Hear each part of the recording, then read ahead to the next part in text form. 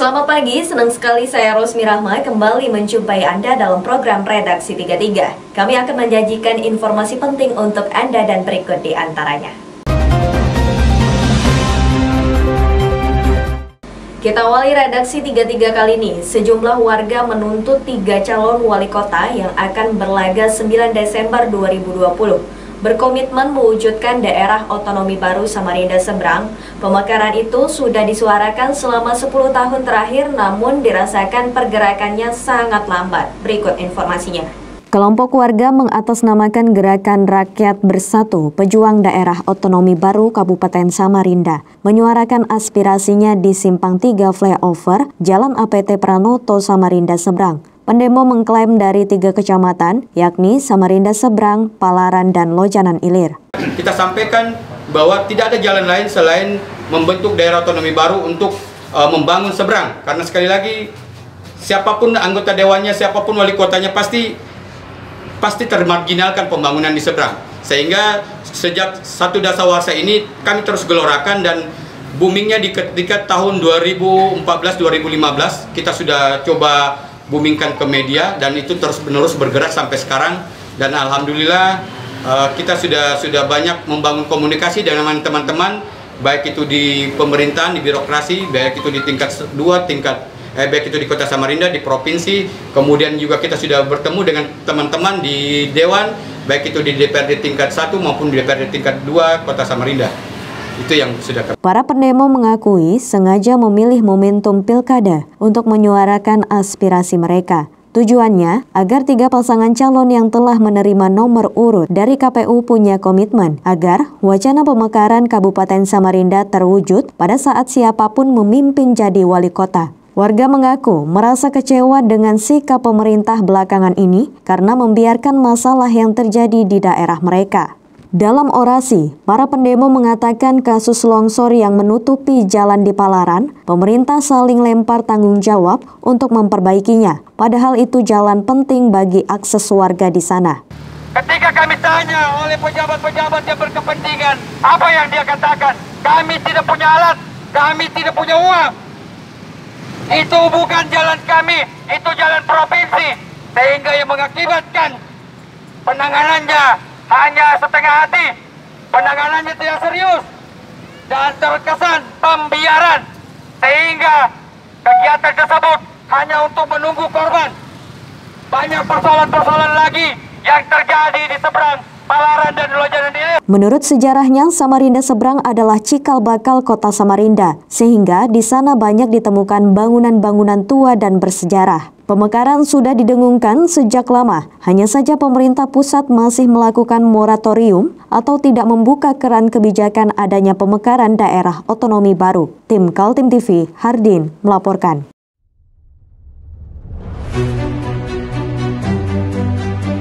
Hari ini kita ada kegiatan untuk membungkus sembako untuk dibagikan ke masyarakat yang membutuhkan karena COVID-19 ini.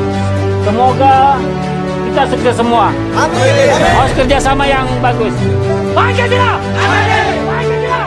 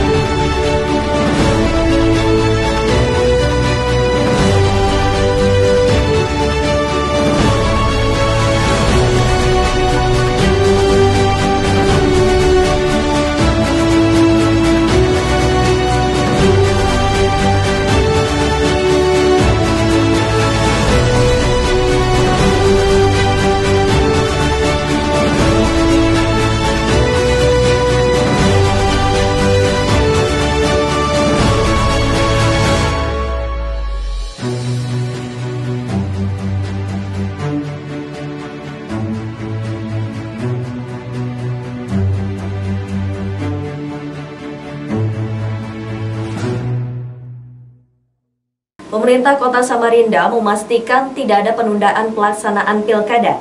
Meski banyak pihak berpendapat situasi pandemi semakin mengkhawatirkan, dan pilkada berpotensi menjadi sumber klaster baru penyebaran virus, namun pemerintah dan KPU sepakat tetap menyelenggarakan dengan protokol kesehatan. Berikut informasinya.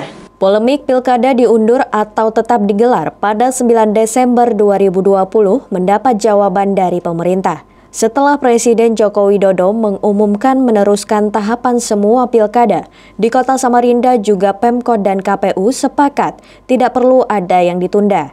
Pemkot dan KPU bersama stakeholder sudah rapat bersama. Intinya, pilkada tetap dilanjutkan namun dengan menggunakan protokol kesehatan yang ketat. Tidak ada kerumunan, bahkan kegiatan yang biasanya membawa pendukung hingga ratusan orang ditiadakan. Samarinda, Kalimantan Timur merupakan zona yang cukup mengkhawatirkan lah, zona merah. Ini maka kita betul-betul harus mentaati protokol kesehatan. Karena sampai kemarin sekali lagi saya sampaikan Samarinda sudah mengukurkan sebanyak 117 orang, belum data hari ini. Dan yang jumlah yang terkonfirmasi positif juga meningkat terus. Oleh karena itu selain pesta demokrasi ini harus berjalan dan sukses, tetapi penanganan kesehatan khususnya COVID-19 ini juga harus ditingkatkan lebih baik lagi. Oleh karena ini pertemuan sore hari ini kita menyamakan. KPU Kota Samarinda juga bertekad untuk meneruskan semua tahapan. Setelah mengumumkan 3 nama pasangan calon yang lolos menjadi kandidat, dilakukan juga pengundian nomor urut peserta pilkada di Hotel Haris pada 24 September. Berarti intinya tidak ada penundaan? Artinya tidak ada penundaan. Penundaan itu memungkinkan terjadi jika ada perubahan Undang-Undang Nomor 6 Tahun 2020. Sepanjang undang-undang itu belum dicabut dan belum diganti, narasinya masih berlaku dan kami tetap akan menjalankan tahapan sesuai dengan PKPU 5 tahun 2020. Untuk pelaksanaan teknisnya, Bang, acara pengambilan nomor urut berlangsung dengan protokol kesehatan yang ketat, di mana masing-masing calon hanya membawa 5 orang. Pasangan nomor urut 1 adalah Muhammad Barkati dengan Muhammad Darlis Patalongi. Nomor urut 2 Andi Harun dengan Rusmadi Wongso, dan nomor urut 3 pasangan independen Zairin Zain dengan Sarwono. Tim Kaltim TV, Hardin melaporkan.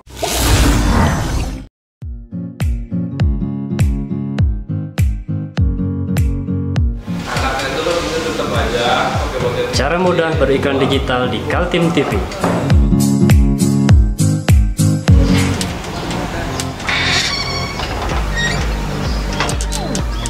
Yang pertama, jadilah sahabat Kaltim TV.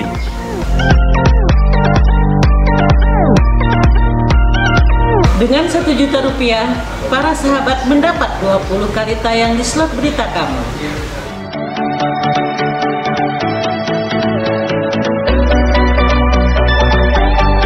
Dengan 20 detik, dapat menjangkau 20.000 penonton. Anda beruntung karena mendapat kesempatan perdana dari kami. Ayo jadilah sahabat Kaltim TV. Keluhan masyarakat terhadap kinerja Pemprov Kalimantan Timur menyalurkan bantuan langsung tunai masih terjadi juga.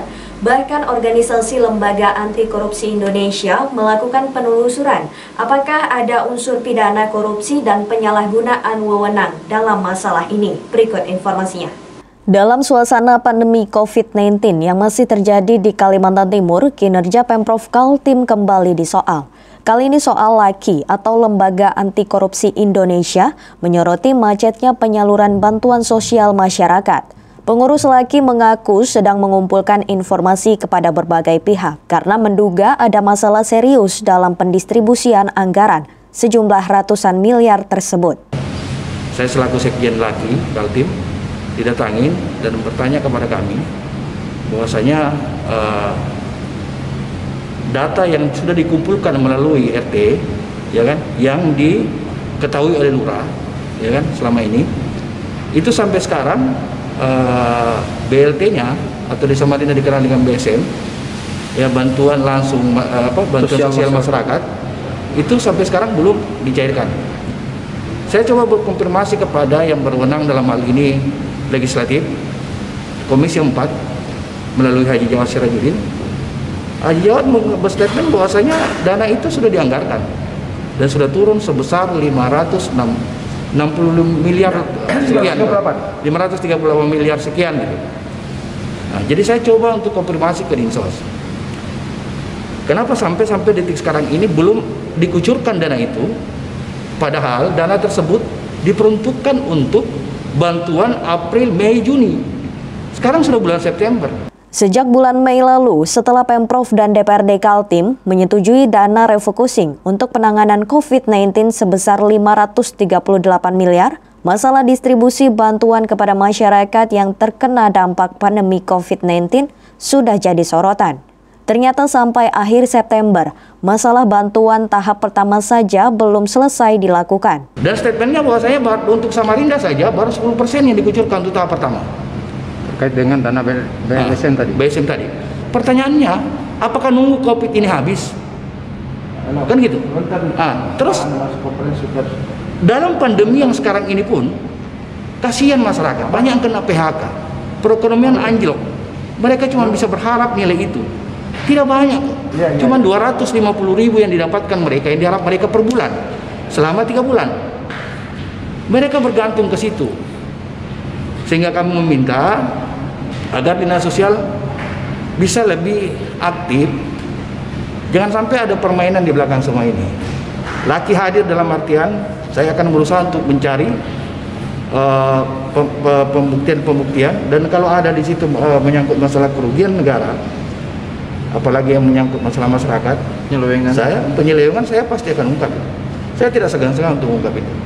Menanggapi hal tersebut, anggota Komisi 4 DPRD Kaltim, Haji Jawad Sirajudin mengakui adanya permasalahan distribusi yang menjadi wewenang Pemprov Kaltim. Dia juga menyesalkan masalah itu terjadi di saat masyarakat sedang membutuhkan bantuan karena terdampak pandemi COVID-19.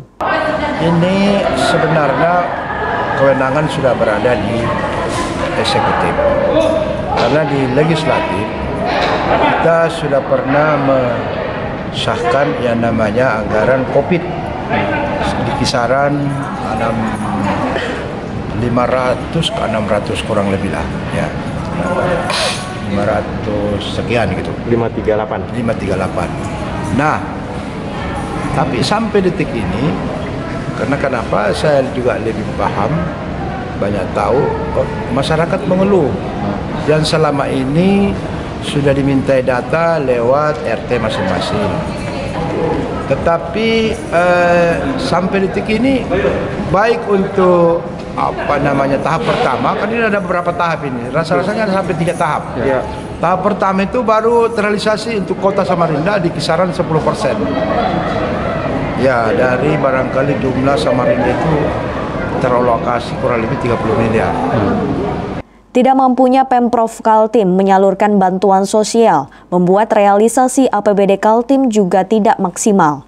Padahal pemerintah pusat sudah mewanti-wanti agar Indonesia keluar dari krisis, salah satunya dengan segera membelanjakan dana APBD, agar peredaran uang di masyarakat memberi efek pertahanan ekonomi kerakyatan. Tim Kaltim TV, Hardin, melaporkan.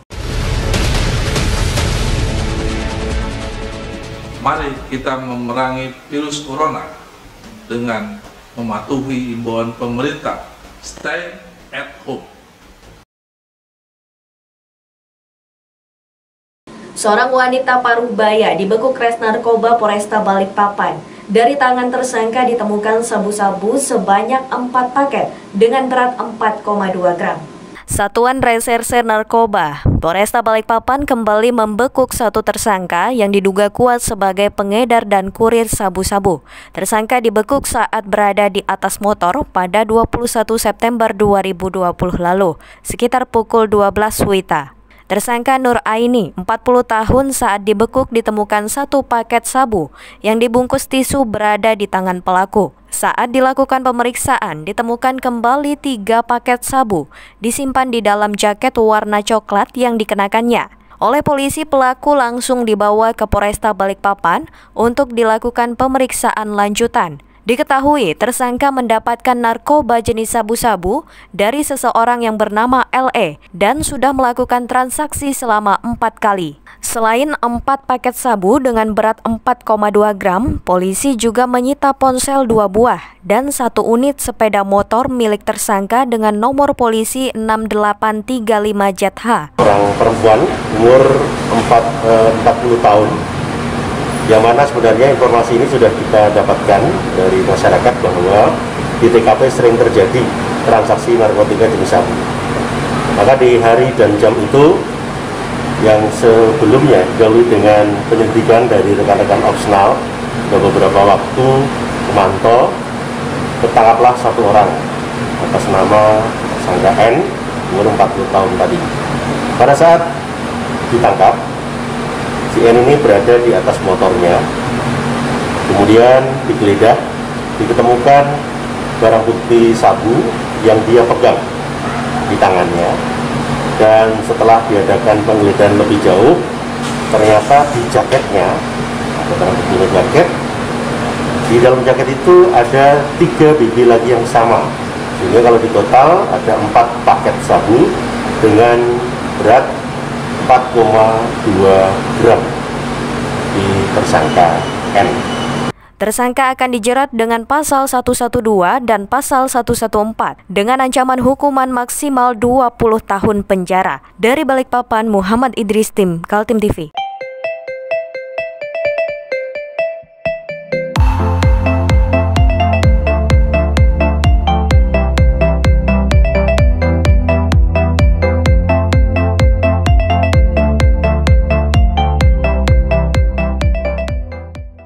Kita beralih ke informasi selanjutnya. 1 warga di perumahan Rengganis, Balikpapan Selatan terkonfirmasi positif COVID-19.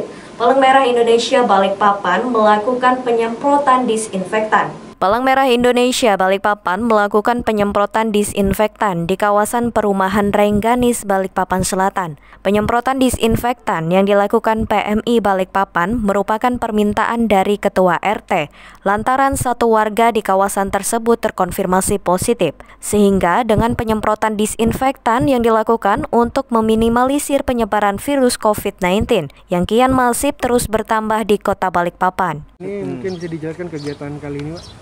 Oke, kegiatan kali ini kan kegiatan rutin selama musim pandemi ini dari PMI. Umpama dari RT-RT itu ada keinginan untuk disemprot, biasanya di setiap RT itu ada kasus begitu ya.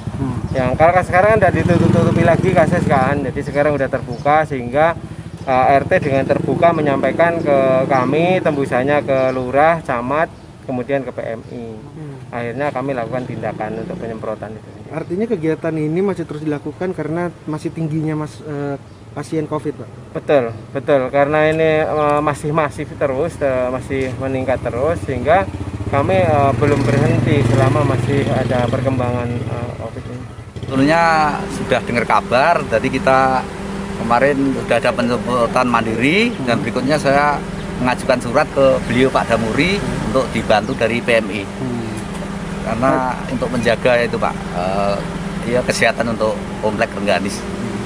Tapi memang sudah terdapat salah satu kasus nggak di sini? Ada Pak? Ada Pak, ada. Penyemprotan disinfektan akan terus dilakukan oleh Palang Merah Indonesia Balikpapan hingga wabah COVID-19 berakhir. Dari Balikpapan, Muhammad Idris, tim Kaltim TV.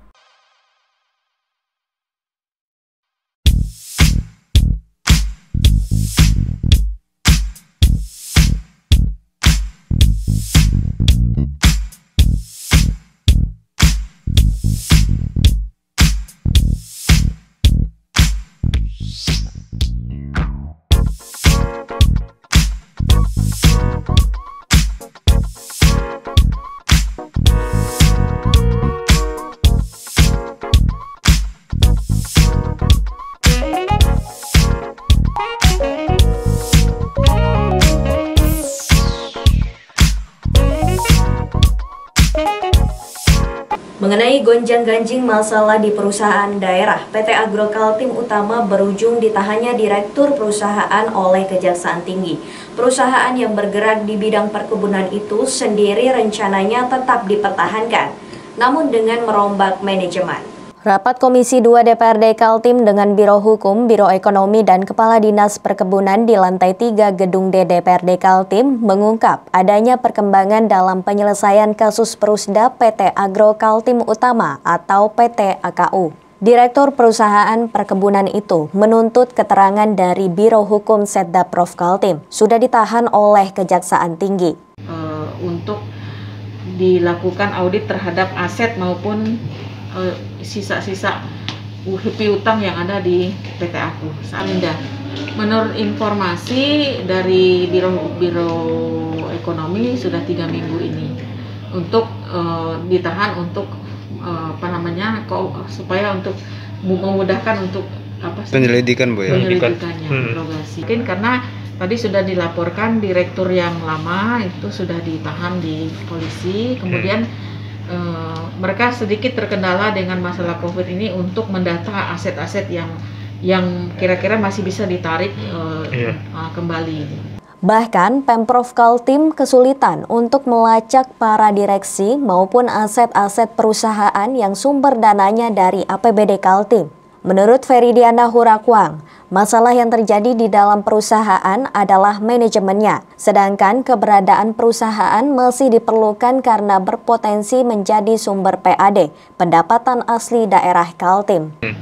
Tadi kita fokus saja berbicara masalah AKU, ya PT AKU. Yang tadi bicaranya PT AKU. Jadi untuk direksi, direktur itu dilakukan penjaringan. Mereka tadi juga merupakan keyakinan kami bahwa mereka sudah membentuk tim baik tim independen maupun tim penjaringan sebanyak 7 orang.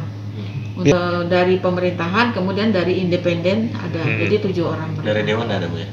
Dari Dewan belum, tapi kami meminta. Saat ini Pemprov Kaltim sedang menjaring siapa calon direksi baru perusahaan PT AKU. Langkah penjaringan melibatkan kalangan profesional dan tim penjaringan independen. Tim Kaltim TV, Heriman melaporkan.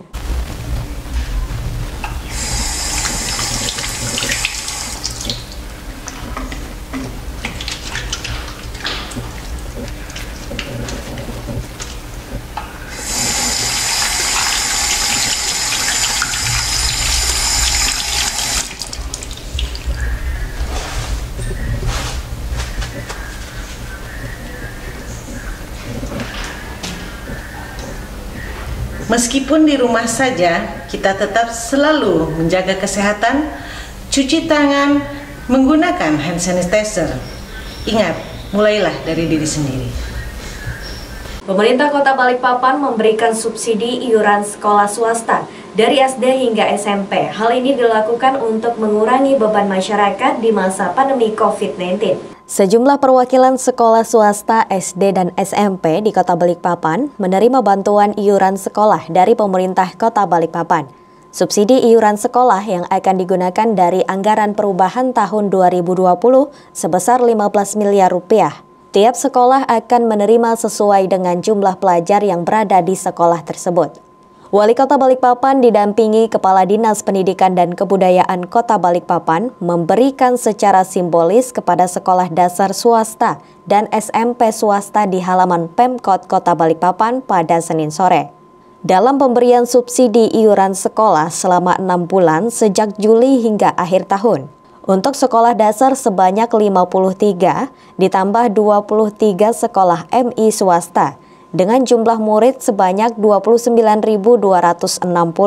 Sementara sekolah SMP 52 sekolah ditambah MTS swasta 12 sekolah dengan jumlah murid 12.784. Untuk sekolah dasar dan sederajat akan mendapatkan subsidi Rp60.000, sementara SMP dan sederajat Rp100.000 setiap bulannya. Atau kita sahkan, itu ada anggaran 15 miliar rupiah, tadinya akan kita berikan kepada siswa untuk pembelian kuota.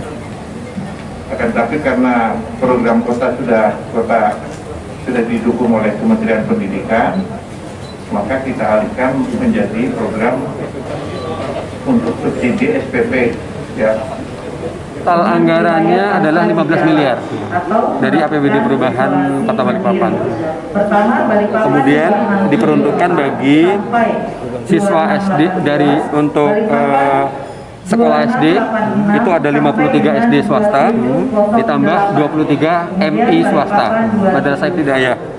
Kemudian SMP ada 52 SMP swasta ditambah 12 MTS swasta. Total siswanya itu untuk SD ada 19.260. Ini maaf, untuk SD 19.260 itu mulai kelas 1 sampai dengan kelas 6. Sedangkan SMP-nya 12.874 itu mulai kelas 7, kelas 8, kelas 9. Pak, itu berapa lama subsidi akan digelontorkan? Berapa lama, Pak? 6 bulan. Dengan adanya subsidi iuran sekolah dari APBD Perubahan Balikpapan tahun 2020 dapat meringankan beban masyarakat di masa pandemi COVID-19. Dari Balikpapan, Muhammad Idris, tim Kaltim TV.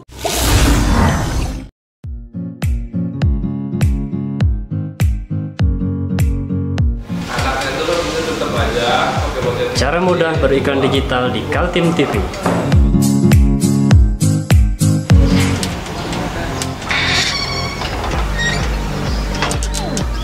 Yang pertama, jadilah sahabat Kaltim TV.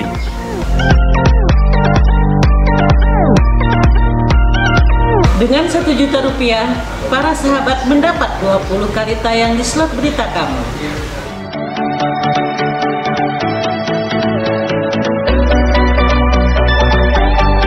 Dengan 20 detik dapat menjangkau 20.000 penonton. Anda beruntung karena mendapat kesempatan perdana dari kami. Ayo jadilah sahabat Kaltim TV. Demikian redaksi 33 kali ini. Informasi lainnya dapat Anda simak melalui situs website kami www.kaltim.tv, channel YouTube dan fanpage Facebook Kaltim TV. Jangan lupa untuk selalu mematuhi protokol kesehatan. Saya Rosmi Rahma pamit undur diri. Selamat pagi, selamat beraktivitas dan sampai jumpa.